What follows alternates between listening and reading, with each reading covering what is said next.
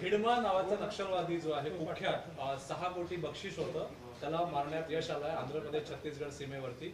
गडचिरोली जिल्ह्यातले तुम्ही आहात आणि यापूर्वी ज्या पद्धतीने खात्मा झाला चळवळीचा काय भूमिका आहे तुमची? नाही, नक्कीच गडचिरोली पोलिसांचं यश आहे। पोलीस अधीक्षक निलोत्पल हे सातत्यपूर्ण त्या ठिकाणी नक्षल मूव्हमेंटच्या संदर्भात कारवाई करत आहेत आणि एक चांगला अधिकारी ज्यावेळेस लाभतो त्यावेळेस रिझल्टही चांगले येतात। हिडमाचा खात्मा होणं म्हणजे नक्षलवाद्यांचा कणाच मोडणं आणि त्याच्या पूर्णतः नक्षल मूव्हमेंट आता समाप्तीकडे चालली आहे, त्याचं ते संकेत आहे। खरं तर एक सांगायचं झालं तर हिडमा किंवा ते आत्ता नक्षल मूव्हमेंट झाली, C60 जवान जे तैनात केलं गेलं किंवा त्याचं ते तयार केलं गेलं हे गेली 20-22 वर्षापासून C60 जवानांना जी ट्रेनिंग दिल्या गेली 20-22 वर्षापूर्वी आणि त्या पलटूनमध्ये C60मध्ये जवान जे तयार झालेत, काही जवान असे होते की त्यांच्या नावाने नक्षलवादी थरथर कापत होते। त्यांचा तिकडे सर्च सुरू झाला की नक्षलवादी पळून जायचे। हे C60 जवानांची कामगिरी गेल्या 20-22 वर्षापासून सातत्यानं सुरू होती। त्याला बळ मिळालं, अधिकारी चांगले मिळालेत, पोलीस अधीक्षक निलोत्पल हे तिथे चांगलं काम केलं आहे आणि त्यामुळे मला असं वाटतं की ह्याच चळवळीला आता नक्कीच समाप्तीकडे ही चळवळ होते आहे। पोलीस दलांचं मनापासून अभिनंदन, त्यांना शुभेच्छा की एक मोठी कारवाई या संदर्भात त्यांनी केलेली आहे। शहाजी बापू जे माजी आमदार आहे शिंदे गटाचे, त्यांनी भाजपवर टीका केलेली आहे की एखाद्या अबलेवर बलात्कार करावा अशी भाजपची स्थिती आहे। सांगोला नगरपालिका निवडणुकीत भाजप सहित सगळे पक्ष शिवसेनेच्या विरोधात एकत्र उभे झाले। आता ही सुरुवात आहे। म्हणजे अबलेच्या संदर्भात जो एक शब्द घातला की भारतीय जनता पक्ष हा असा पक्ष आहे की तो कुणाला सोडणार नाही आणि विशेष करून ज्याची साथ घेतात पहिले त्यालाच गिळतात। हे अजगरासारखं काम आहे। आजूबाजूचे लहान मोठे साप गिळून आपण फुगवणं अजूनही यांना काँग्रेसच्या लोकांची गरज पडते, अजूनही भाजपच्या भारतीय जनता पक्षाला राष्ट्रवादीच्या लोकांची गरज पडते। ते पक्षप्रवेश घेत असतात आणि यातून हेच दिसतं की शिंदे गटाच्या आमदारांच्या वेदना, त्यांचं दुःख हे मनातून आलेलं आहे आणि आता त्याची कळ ही किती भारी आहे हे शिंदे सेनेला भविष्यात दिसेल आणि ती कळ असह्य होईल आणि मग त्याच्या उपचारासाठी त्यांना बाहेर पडावं लागेल। एक तर उपचार करावा लागेल, नाहीतर दुसरं मरावं लागेल। दोनपैकी एकच पर्याय शिंदे गटाकडे शिल्लक राहणार आहे। मुंबई महानगरपालिकेमध्ये स्वबळाचा नारा दिला काँग्रेसनं, त्यावर सामनातून सबुरीचा सल्ला देण्यात आलेला आहे काँग्रेसला। नाही, असं आहे की आम्ही उभाटाबरोबर युती करायला तयारच आहोत। आमची विधानसभेला लोकसभेला युती झालीच। आमची भूमिका होती की तिसरा पार्टनर त्यामध्ये नको, हीच भूमिका होती। आम्ही पवार साहेबांच्या बरोबर, उद्धव ठाकरे साहेबांच्या बरोबर आम्हाला आघाडी करायला काहीच अडचण नाही, आमची आजही तयारी आहे। पण तुम्ही नवा पार्टनर जोडणार आणि आमच्यामधून हिस्सा घेणार ते काय? आमच्या लोकांची त्यामुळे भावना आहे की या स्थानिक स्वराज्य संस्थांमध्ये कार्यकर्त्यांची निवडणूक असते, कार्यकर्त्यांना ही संधी असते, त्यामुळे अधिकाधिक कार्यकर्त्यांना ही संधी मिळाली पाहिजे, ही आमची भावना आहे। त्यामुळे आम्ही सबुरीचा सल्ला घेऊनच सबुरी ठेवूनच वागतो आहोत आणि सबुरी ठेवल्याशिवाय राजकारणात आताताईपणा करून पुढे जाता येत नाही, हे आम्हाला कळतं। भाऊ, नागपूर जिल्ह्यातल्या काँग्रेसमधली गटबाजी उफाळून आलेली आहे। सुनील केदार यांच्या विरोधात काल अनेकांनी पक्ष सोडलेला आहे। माजी जिल्हा प्रमुख असेल, मुजीब पठाण असेल, आज तिडकेंनी देखील काँग्रेसवर आणि सुनील केदारांवर टीका केली आहे। नाही, ही माहिती सारख्या ठिकाणी एकही उमेदवारी तिथे दिलेली नाही। संघाच्या स्वयंसेवक असलेला सुमित मेंढ्या याला ती उमेदवारी देण्यात आली आहे आणि त्याला केदार विरोधात समर्थन दिलं आहे। नाही, हे आता फार गंभीर आहे। खरं आहे की ही नको ते व्हायला नको होतं, तिथे उमेदवार लढायलाच पाहिजेत। अनेकांनी ती भूमिका स्वीकारली।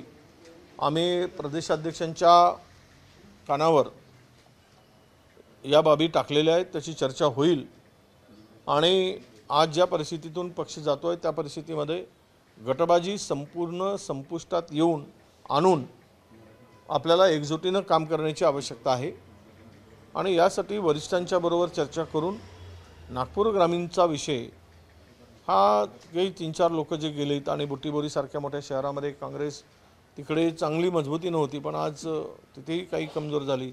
पण याचा अर्थ असा नाही की ग्रामीणमध्ये काँग्रेस मजबूतीनंच उभी आहे. आता लोकांना जाणं येणं करत असतात.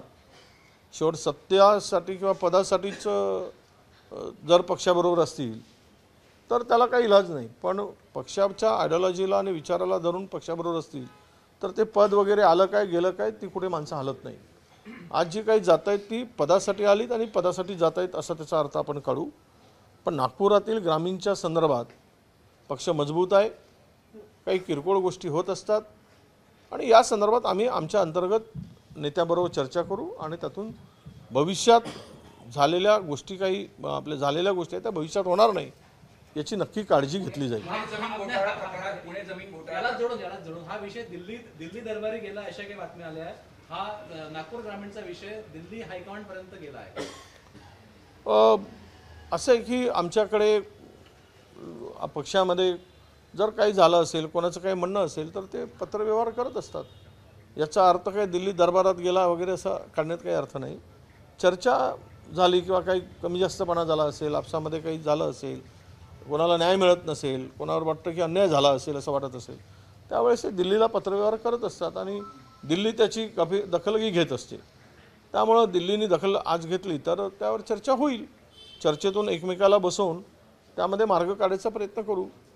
कामठीमध्ये आता तो नगराध्यक्ष गेला आहे. 5 वर्ष नगराध्यक्ष राहिल्यानंतर परत मला तिकीट पाहिजे होती, त्यामुळे ते दुसरा पक्ष स्वीकारतात.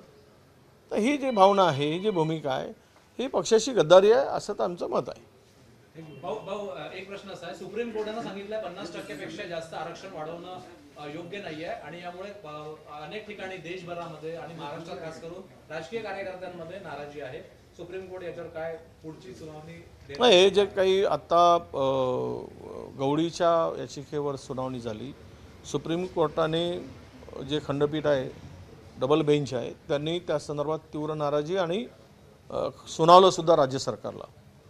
जो आदेश दिला गेला त्याचा विपर्यास्त करून निवडणुका या घेतल्या जात आहेत. कारण असं आहे की ओबीसीचं आरक्षण हे ट्रिपल टेस्टवर आधारित होतं आणि त्यामुळेच बांटिया आयोग आम्हाला करावं लागलं. 2021मध्ये त्याचा रिपोर्ट आला आणि बांटिया आयोगाने जे काही आकडेवारी दिली त्याच्याशी आम्ही सहमत नव्हतोच. मुळात महाराष्ट्रामध्ये विदर्भामध्ये 59 ते 61% आकडेवारी विदर्भात ओबीसीची दाखवली, पण इतर भागामध्ये मात्र प्रचंड कमी ओबीसीची आकडेवारी दाखवली. एकूणच राज्यामध्ये 39% ओबीसी त्यांनी गृहीत धरून तो रिपोर्ट दिला. शेवट त्यावेळेस निवडणुका घेण्यासाठी आम्ही गेलो होतो, पण कोर्टातून त्याला स्थगिती मिळाली आणि बांटिया आयोग असेल किंवा यापूर्वीच्या घटनापीठाचे जे आदेश आहेत त्या आदेशानुसार या निवडणुका होणे अपेक्षित होते. डबल बेंचनी तोच आधार घेऊन निवडणुका घेण्याचे आदेश राज्य सरकारला दिलेले होते. दुर्दैवानं राज्य सरकारने त्या आदेशाचा विपर्यास्त केला आणि आपली पाठ थोपटवून घेत असताना आम्ही 27% ओबीसीला आरक्षण देत आहोत अशी खोटी आवई उठवली आणि लोकांची फसवणूक केली, दिशाभूल केली. खरं तर त्यामध्ये त्याच कोर्टानेच सांगितलं की हे तुम्ही चुकीचं काही केलं आहे. आरक्षण 50%च्या वर तर जाता येत नाही, परंतु त्यामध्ये तुम्हाला ट्रिपल टेस्टचा आणि घटनापीठांनी जे आता यापूर्वीचे 2 निर्णय आहेत त्या निर्णयाला घेऊनच या निवडणुका होणे अपेक्षित होते. ज्या आमची सरकार होती त्यावेळेस निकाल येत नव्हता. याचं कारण असं होतं की आरक्षण कमी होत होतं. उदाहरणार्थ सांगायचं झालं तर गडचिरोलीसारख्या धुळेसारख्या जिल्ह्यामध्ये धुळेची पण एक याचिका होती, त्याला जोडूनच गवळीने पण याचिका केली. त्या याचिकेमध्ये आपल्या त्यानुसार अत्यंत गडचिरोली जिल्ह्यामध्ये तर मला वाटतं की 2 की 3च जागा ओबीसीसाठी राखीव होत्या, जिथे 40% ओबीसी जवळपास आहेत. धुळे जिल्ह्यामध्ये नील होता, नंदुरबारमध्ये फार कमी जागा होत्या. अशा प्रकारे ओबीसींच्या जागा कमी झालेल्या होत्या, त्यामुळे तो निर्णय त्यावेळेस लागलेला नाही. पण यावेळेस महायुतीचं सरकारने आणि यांनी त्या कोर्टामध्ये निकाल कोर्टाने दिला, यांनी निवडणुकीसाठी मागणी केली. पण ते देत असताना निवडणूक आयोगाने जो आदेश काढला त्या आदेशामध्ये असं म्हटलं आहे की एका पॅरामध्ये कोर्टाच्या निर्णयाच्या अधीन राहून निवडणुका घ्यायच्या. मला सांगा 2021मध्ये 387 जागा खाली व्हाव्या लागल्या, 287 रिझाईन करा, त्यांचं पद गेलं, निवडणूक आलेले, काय दोष होता त्यांचा, काय चूक केली होती त्यांनी? निवडणुकीचा खर्च झाला, सरकारचा खर्च झाला आणि त्या निवडणुका रद्दबादल झाल्या. उद्या तीच पाडी जर कोर्टाचा निर्णय आला, मग निवडणुकाचा तो अंतिम निर्णय होता का? जो सुप्रीम कोर्टाने दिलेला डबल बेंचचा निर्णय अंतिम नव्हता. तर मग तुम्ही जर ते अंतिम नव्हता तर एवढी तुम्ही घाई केली आणि आम्ही पाठ थोपटून घेतली. ओबीसीचे आम्ही राखे आहोत, 27% आरक्षण दिलं, कसं बोंबलाचं दिलं? लोकांना मूर्ख बनवताय तुम्ही, लोकांना मूर्ख समजताय ओबीसीच्या लोकांना. हाच त्याचा अर्थ होतो. उद्या जर कोर्टाने वेगळा निर्णय दिला आणि निवडणूक आयोगाने, राज्य निवडणूक आयोगाने जो आदेश काढला, निवडणुकीचा प्रोग्राम घातला, त्यामध्ये सर्वोच्च न्यायालयाच्या निर्णयाच्या अधीन राहून, अरे कमाल आहे. असं कधी होतं काय? ज्यावेळेस घटनापीठाचा 3 बेंचचा 5 बेंचचा निर्णय नाही आणि यांनी हे सांगितलं की तुम्ही इम्पेरिकल डाटा लक्षात घेऊन, म्हणजेच भांटिया आयोगाचा अहवाल लक्षात घेऊन निवडणुका घ्या, तर 27% कशी येतील? घाई केली, ओबीसीची फसवणूक केली सरकारने. उद्या जर हा निर्णय झाला तर या सगळ्या निर्णय प्रक्रियेवर स्थगिती आली तर ह्या लोकांनी जे काय धावपळ करून उमेदवारी अर्ज दाखल केलेत, हा सुद्धा मोठा विषय होईल. हा गंभीर विषय राज्यापुढे निर्माण झाला आहे. उद्या त्याच्या संदर्भात राज्य सरकारला म्हणणं मांडण्याची आवश्यकता आहे. कदाचित उद्या महानगरपालिका आणि जिल्हा परिषदेच्या निवडणुका सुद्धा यामध्ये बाधित होतील. पण झालेले नॉमिनेशन आहे हे सुद्धा कसं थांबवलं जाईल हे उद्याच्या निर्णयावर नक्की त्यावर आपल्याला बोलता येईल. पण एक सांगितलं पाहिजे की राज्य सरकारची कान उघाडणी केली, कान पिळलेत अधिकाऱ्यांचे, निवडणूक आयोगाचे कान पिळलेत. हे दबावात काम करतं काय निवडणूक आयोग? राज्य सरकारच्या हे गुलाम आहेत का सरकारचे? सरकार म्हणते म्हणून तशा पद्धतीनं आदेश काढायचे आणि निवडणुका घ्यायच्या. ह्या कोणाचे नौकर आहेत का? मुख्यमंत्री आणि उपमुख्यमंत्र्यांचे, महाराष्ट्राच्या सरकारचे अशा पद्धतीनं आदेश काढतात. दबावामध्ये आदेश काढलाय, तो निवडणुकीचा प्रोग्राम डिक्लेअर केलाय आणि उद्या जर या 1200 जागा ओबीसीच्या खाली होती, हे जो काय धिंगाणा चाललाय या निवडणुकीला घेऊन, हे राज्य सरकारचं अपयश आहे आणि ओबीसीवरचा मोठा आघात आहे असं मी मानतो. अजितदादाच्या घरासमोर या बारामतीच्या घरासमोर लिंबू मिरच्या मिळून आल्या, काळा जादू केल्याचा प्रकार आहे, कसं पाहता तुम्ही असं? आता अजित पवार त्या भाजप बरोबर गेल्यापासून काळा जादू, भानामती वगैरे सगळं त्यांना लागू झालं आहे असं मला वाटायला लागलं. ते त्याच्यावर विश्वास ठेवायला लागलेत. उद्या त्यांच्या याच्यावर काही बाऊला आणून ठेवतील, त्याच्यावर विश्वास ठेवतील, म्हणजे चटकीन वगैरे वगैरे. मला वाटतं की राज्य सरकारने या संदर्भात जो आम्ही कायदा केला होता अंधश्रद्धेचा, तो कायदा अधिक कडक केला पाहिजे. आणि यावर जर बातमी होत असेल तर अजितदादांना विचारलं पाहिजे की तुम्ही अंधश्रद्धेवर विश्वास ठेवता का? तुमच्या पुढे ते निंबू आणून काही ठेवलं आहे, ते कशासाठी आणून ठेवलं आहे? तुमचं राजकारण खराब करायसाठी आणलं आहे की आलेलं काही जे काही आत्ता कदाचित होऊ शकते की पार्थ पवारांनी ते जमीन घोटाळा केला, त्याच्यातून सुटण्यासाठी आपणच केलं असेल. त्यामुळं कायदे कडक करा. अंधश्रद्धा ही राज्य सरकारचंच हे अजेंडा आहे असं मी मानतो. कारण त्यांना अंधश्रद्धा या देशातील नष्ट व्हावी, राज्यातील नष्ट व्हावी असं जर वाटत असेल तर आत्ता आम्ही जे कायदे केलेत, आमच्या सरकारने कायदे केले, ते कायदे अधिक कडक करण्याची आवश्यकता आहे आणि त्याची अंमलबजावणीसुद्धा कडक अंमलबजावणी केली तर मला वाटतं अंधश्रद्धेवर लोक विश्वास ठेवणार नाही. हे काही नसतं, भानामती वगैरे, हे चटकीन बिटकीन, हे काय ते काय असतं, हे काही काळी जादू वगैरे काही नसतं. हे बोगस असतं, यावर कोणीच विश्वास ठेवत नाही. फक्त ज्यांना भीती दाखवायचं असते ते सगळा प्रकार तो करत असतात. पुणे जमीन गैरव्यवहार प्रकरणी आज अहवाल येणार आहे. दस्त नोंदणीतील अनियमिततेबाबत हा संपूर्ण अहवाल सरळ सांगतो, त्या तहसीलदार येवल्या एवढा चोर आणि बदमाश माणूस आहे की त्यांनी त्या चोरांनी अनेक जमिनीचे घोटाळे केले. त्याच्यावर जी कारवाई झाली ती सर्वे नंबर 62 वर धरून झाली. हे सर्वे नंबर 88 आहे. याच्यावर अद्यापही कारवाई झाली नाही. कुणावरच नाही. सगळे मोकाट फिरत आहेत, अगदी सांडासारखे फिरत आहेत. मोकाट म्हणजे पूर्ण स्टॅम्प ड्युटी चोरून, घोटाळा करून, सरकारी जमिनीची खरेदी विक्री करून. हे काय एसडीओना माहीत नाही, कलेक्टरला माहीत नाही, झोपले होते काय? कस्टडियन असतात जिल्हाधिकारी, तो पण इन्व्हॉल्व आहेत.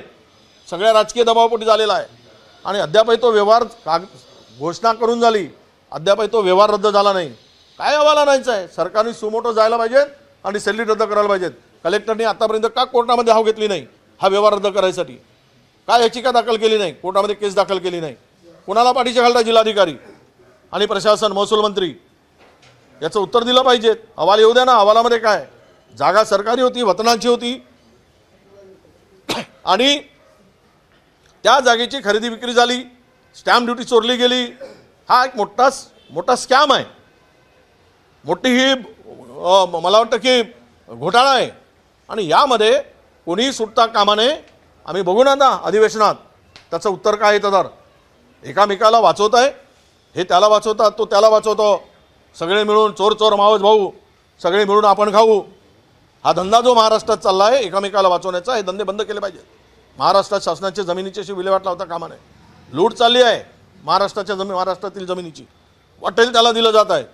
जो येतो तो जमीन बळकावून जातो. लीजवर सुरू झाली आहे, मोठ्या प्रमाणात लीजवर जमिनी दिल्या जात आहेत. 40 वर्षाच्या लीजवर सरकारी जमिनीची खिरापत वाटली जात आहे. लुटा महाराष्ट्र, बरबाद करा, हेच चाललं आहे महाराष्ट्रामध्ये. आणि म्हणून या ठिकाणी ती कडक कारवाई झाली पाहिजे. उद्याचा अहवाल काय येतो ते बघू आणि त्यावर मग सरकारकडे आम्ही मागणी करू. त्या ॲमेडिया कंपनीला जो दंड भरण्यासाठी 14 दिवसांची मुदतवाढ सरकारने दिलेली आहे, सामान्य लोकांना मिळत नाही, मात्र या कंपनीला 14 दिवस नाही. असं आहे की मुद्रांक शुल्क जर चोरलं असेल तर एकदा संधी आपण देतो भरायची. ते संधी त्यांनी दिली असेल, पण त्या मुदतीमध्ये त्यांनी पैसे ते भरले पाहिजेत आणि त्या दंडासकट भरले पाहिजेत. नाही भरला असेल किंवा भरत नसेल तर ती कारवाई सरकारने केली पाहिजे. आता महसूल मंत्री जर आपले वारंवार निर्णय बदलत असतील, आता तेही दबावात आहेत बिचारे, त्याचा काय दोष आहे? कारण ते सर्व नाही आहे. सत्तेपुढं कधी नरमाई घ्यावी लागते. बावनकुळेजींची ती भूमिका आहे. आता मला असं वाटतं की त्यामध्ये काय करणार ते बिचारे ठरतायत, असं माझं मत आहे. देश विदेशातील प्रत्येक घडामोडींचे लाईव्ह अपडेट मिळवण्यासाठी आता साम टीव्हीच्या सर्व सोशल मीडिया प्लॅटफॉर्मला लाईक, फॉलो आणि सबस्क्राईब करा. तसंच सर्व नोटिफिकेशनसाठी बेल आयकॉन प्रेस करायला विसरू नका.